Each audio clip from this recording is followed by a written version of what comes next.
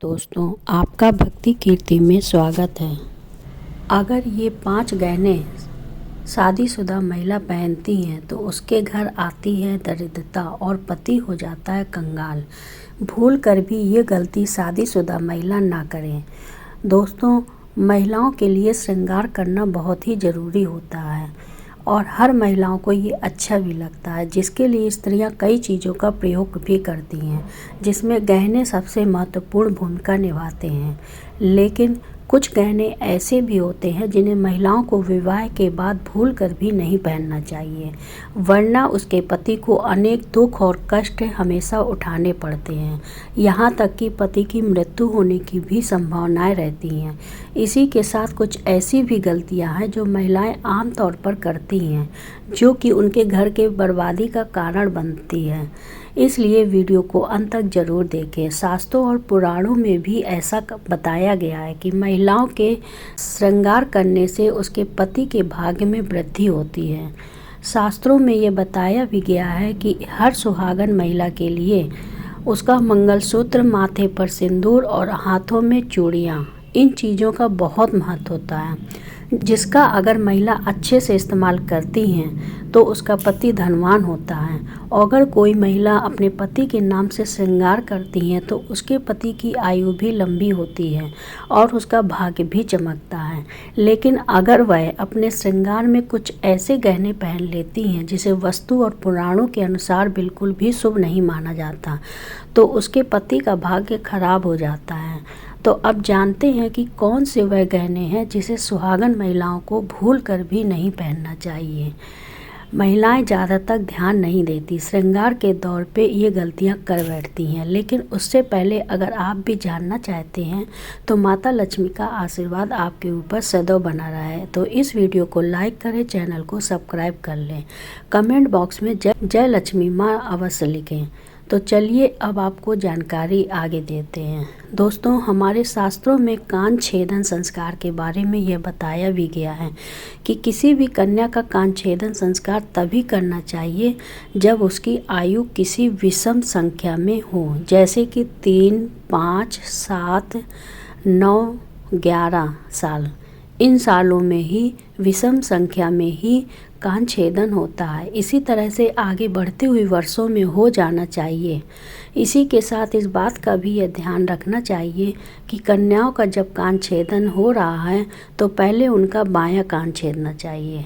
कन्याओं का बायां कान छेदा ऐसा करना बहुत ही शुभ माना जाता है।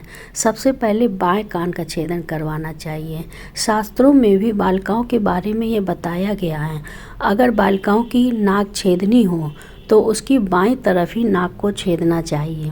बालिकाओं की दाएं तरफ की नाक को कभी भी न छेदें। ऐसा करने से कन्या को दोष भी लग सकता है और उसके कुंडली ग्रह भी खराब हो सकते हैं और कई शारीरिक बीमारियां भी लग जाती हैं। हर कन्या को अपने कान और नाक अवश्य छेदना चाहिए, क्योंकि इससे उनकी बुद्धि शक्ति में वृद्धि होती है और माता लक्ष्मी की कृपा भी उन पर सदैव बनी रहती है। इससे उनके कुंडली दोष में भी नष्ट हो जाते हैं। अब आइए जानते हैं कि स्त्रियों और कन्याओं को कान में कौन से कुंडल बिल्कुल भी नहीं पहनने चाहिए, जिससे उन्हें बहुत बड़ा पाप लगता है। बाजार में कई तरह के कुंडल मिलते हैं, जिसमें से कई सारे नकली धातु से बने हुए आभूषण होते हैं, जिन्हें कई माताएं बहनें बिना सोच से समझे ही इन्हें धारण कर लेती हैं। इसके बारे में उन्हें पता नहीं रहता है, लेकिन इससे उन्हें तमाम तरह की परेशानियों का सामना करना पड़ता है। इसलिए वास्तुशास्त्र में भी बताया गया है कि अगर आपको नई नई कुंडल धारण करने का शौक है तो आप उसे कुछ समय के लिए पहन सकते हैं, लेकिन नकली धातु को ज़्यादा समय के लिए अपने कान या फिर नाक में धारण करके न रखना चाहिए। अगर आपको लंबे समय के लिए कोई कुंडल पहनना है तो आपको चांदी या फिर सोने का ही प्रयोग करना चाहिए। अगर आप अपनी कान या फिर नाक में किसी और धातु का कुंडल पहनते हैं तो आपको इसके प्रयोग से कई सारी बीमारियां का भी सामना करना पड़ेगा और आपके भाग्य के बिगड़ने की भी संभावना रहती है और आपके ऊपर कई तरह के ग्रह दोष भी लग सकते हैं। अगर विवाहित महिलाएं किसी भी नकली धातु का कुंडल धारण करती हैं तो उनके पति के भाग्य और किस्मत पर गहरा प्रभाव देखने को मिलता है। उनको गंभीर बीमारी भी जकड़ लेती है। इसी के साथ आपको यह भी बता दें कि किसी भी कन्या या फिर महिला को कभी भी अपने कान और नाक के छेद को खाली नहीं छोड़ना चाहिए। आपके पास कुंडल नहीं है तो नीम के पेड़ की छोटी सी डंडी को कान या फिर नाक में डालिए, लेकिन इसे कभी भी खाली न छोड़ें। आपने अपने बड़े बुजुर्गों या फिर नानी दादी को यह कहते हुए भी सुना होगा कि कान या फिर नाक के छेद को कभी भी खाली नहीं छोड़ना चाहिए, वरना अनर्थ का समान होता है।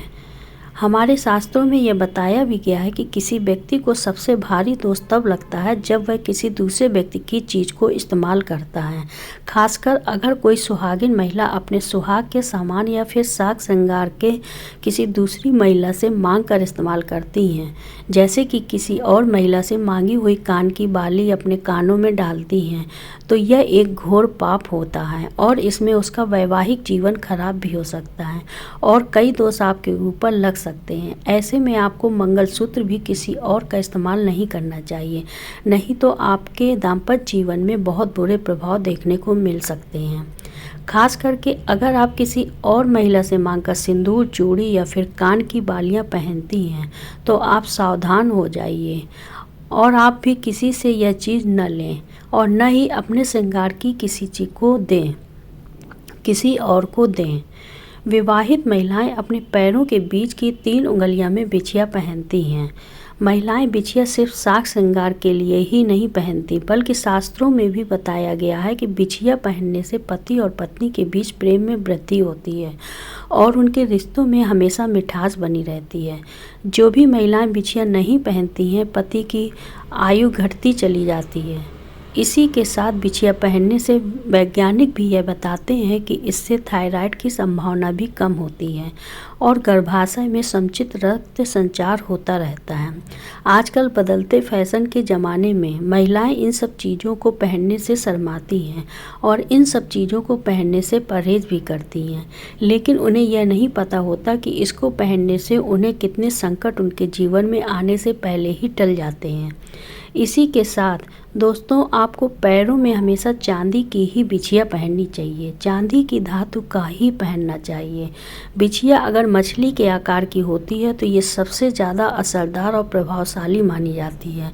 अगर आप मछली और घुंघरू वाली बिछिया पहनती हैं तो इससे माता लक्ष्मी आपसे अति प्रसन्न होती हैं। आपने यह तो देखा ही होगा कि घर में हमारी दादी नानी भी बिछिया और पायल पहनती थी। वह घुंघरू वाली होती हैं क्योंकि घुंघरू की आवाज़ माता लक्ष्मी को आकर्षित करती है। ऐसे घरों में माता लक्ष्मी का सदैव वास रहता है। दोस्तों, गहनों की तरह ही कपड़ों का संबंध भी व्यक्ति की किस्मत से होता है। जो कपड़े हम रोज़ाना पहनते हैं उसके भी कुछ नियम होते हैं और कुछ ऐसी गलतियां भी होती हैं जो अगर महिलाएं करती हैं तो उनके घर में गरीबी आ सकती है, लेकिन उन्हें इस बात की बिल्कुल भी पता नहीं रहता और वह यह कहती हैं कि हमने तो कुछ भी गलत नहीं किया, लेकिन फिर भी हमारे घर में बरकत नहीं हो रही। दोस्तों, किसी व्यक्ति के व्यक्तित्व में उसके कपड़ों का भी एक बहुत ही अहम किरदार होता है। वस्त्र सिर्फ तन को ढकते हैं, बल्कि उसमें हमारे चरित्र, व्यवहार और आत्मविश्वास भी झलकता है। एक व्यक्ति की पहचान उसके कपड़ों से होती है और उसका वर्तमान द्वार कैसा चल रहा है यह भी उसके कपड़ों को देखकर पता लगाया जा सकता है।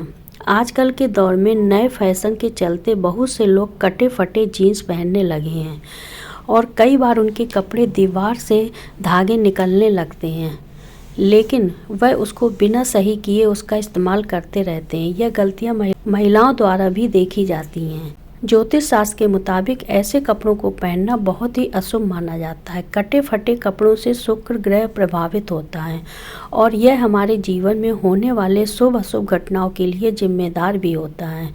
ज्योतिष शास्त्र के अनुसार कटे फटे कपड़े को पहनने से शरीर क्षमता और ऊर्जा नष्ट हो जाती है और इससे हमारा शरीर अनेक प्रकार की बीमारियों से ग्रस्त हो जाता है। शुक्र ग्रह के प्रभाव से बचने के लिए आपको कटे फटे कपड़े पहनने से बचना चाहिए और महिलाओं को घर में इस तरह के कपड़े को तुरंत ठीक कर लेना चाहिए जिसके धागे निकले हुए हों या फिर वह कहीं से भी खराब हो गया हो। इसी के साथ अगर आपके कपड़े बहुत ज़्यादा पुराने हो गए हैं तो उसे पहनना बंद कर दीजिए और उसे अपने घर से बाहर कर दें। फटे पुराने कपड़े पहनने से आपका आत्मविश्वास घटता है और दरिद्रता आपका पीछा कभी नहीं छोड़ती है। इसके अलावा दोस्तों, एक बात को अवश्य ध्यान में रखना चाहिए कि कभी भी आपको शनिवार के दिन नए कपड़े खरीद कर नहीं लाने हैं और रात्रि के समय नए कपड़ों को भी कभी घर से बाहर न फेंक छोड़ें, वरना इसमें नकारात्मक ऊर्जा का वास हो जाता है, जो कि आपके पहनने पर आपके जीवन के ऊपर बहुत बुरा प्रभाव डालेगा। दोस्तों, जानकारी अच्छी लगी हो तो चैनल को लाइक करें, सब्सक्राइब करें और अपने दोस्तों रिश्तेदार के साथ ज़्यादा से ज़्यादा शेयर करें। कमेंट में जय लक्ष्मी माँ अवश्य लिखें।